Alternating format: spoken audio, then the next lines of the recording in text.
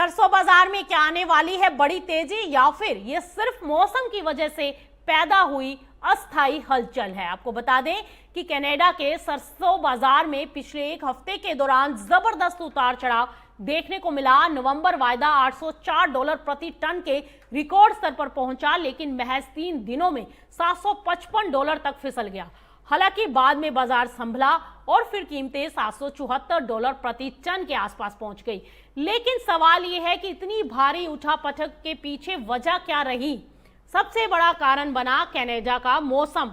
Manitoba और Saskatchewan के कई इलाकों में रिकॉर्ड बारिश हुई।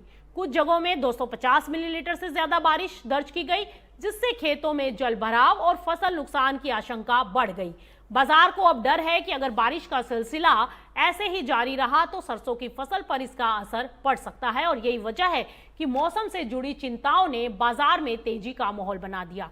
माना जा रहा है कि इस साल गर्मियों में मौसम काफी अनसर्टेन रह सकता है, जिससे कीमतों में अनस्टेबिलिटी और बढ़ सकती है। सिर्फ मौसम ही नहीं, सरसों बाजार को कुछ और मजबूत सपोर्ट भी मिल रहे हैं।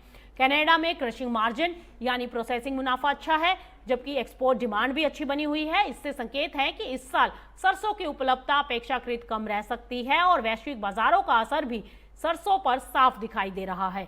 सोयाबीन तेल, सरसों और पाम तेल में मजबूती ने सरसों के अतिरिक्त सपोर्ट दिया है। इसके अलावा कच्चे तेल की कीमतों पर भी बाजार की नजर है। फिलहाल मध्य पूर्व में शांति वार्ता की उम्मीदों से तेल पर दबाव जरूर आया है, लेकिन माना जा रहा है कि आने वाले समय में कच्चा तेल फिर से मजबूत हो सकता है। अगर ऐसा हुआ तो खाद्य तेल की कीमतों को भी सपोर्ट मिलेगा, जिसका सीधा फायदा सरसों बाजार को मिल सकता है। यानी फिलहाल सरसों बाजार में कहानी सिर्फ सप्लाई और डिमांड की नहीं, मौसम, ऊर्जा बाजार और वैश्विक खाद्य तेलों की चाल मिलकर आने वाले महीनों में सरसों की दिशा को तय करेंगे। इसलिए इस बाजार में उतार चढ़ाव अभी खत्म होता दिखाई नहीं दे रहा।